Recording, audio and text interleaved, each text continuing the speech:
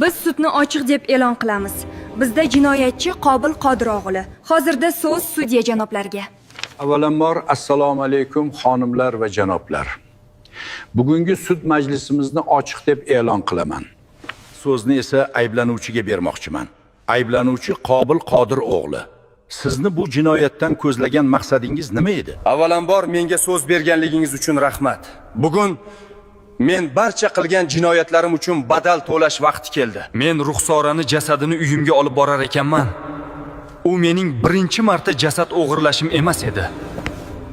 Iltimos aniqroq qilib tushuntirib bersangiz. Voqeani to'liq va tushunarli holda gapirib bering.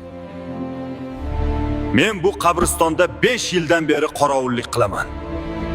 Bu ishimni men 5 yildan beri qilib kelaman. Shu paytgacha qabrga qandaydir qiz bola qo'yilsa, barchasi bilan tunimni birga o'tkazib, tong yorishmasdan qaytarib ko'mib qo'yar edim.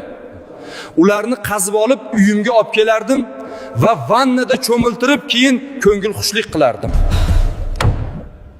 Nega unda Ruxsorani qaytarib olib borib ko'mmadingiz?